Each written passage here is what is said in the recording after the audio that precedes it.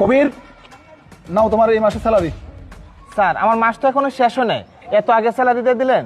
আসলে কবির, আগামী 20 দিন আমরা বাসায় থাকবো না, বাসার বাইরে থাকবো, এর জন্য তোমাকে অগ্রিম স্যালারিটা দিয়ে গেলাম।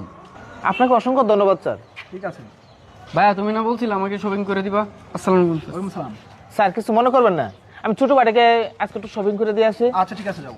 আচ্ছা তা আসি স্যার। হ্যাঁ, আসসালামু আলাইকুম স্যার।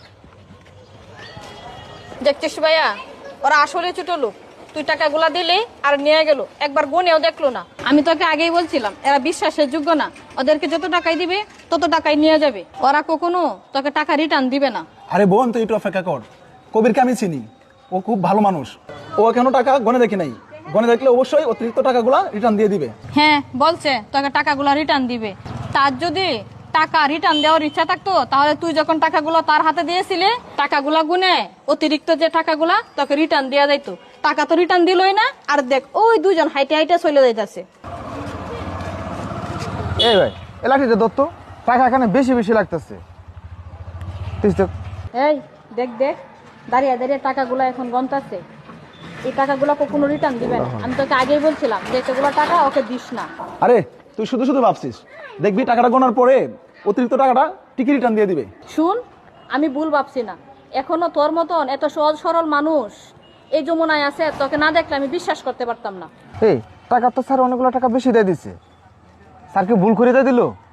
চল স্যারকে টাকাটা ঘুরে দিয়ে আসি। বাতি টাকা রিটার্ন দিবা মানে?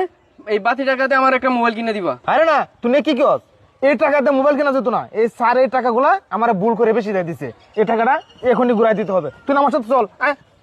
ওই দেখ, সিকিউরিটি গার্ড এদিকে ফিরে আসতেছে, ওর সাথে যা বলার আমি বলবো, তুই কোনো কিছু বলবি না, ঠিক আছে?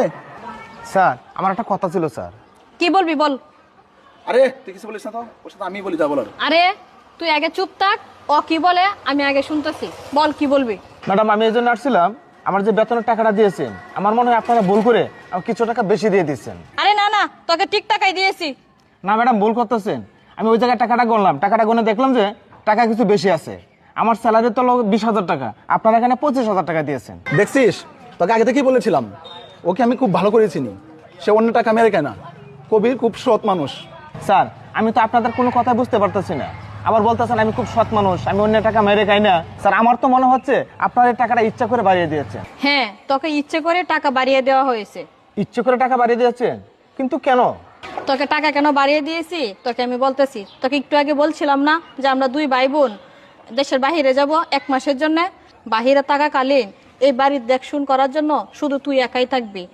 তুই যদি লুবে পড়ে কোনো জিনিসপত্র নিয়ে চলে যাস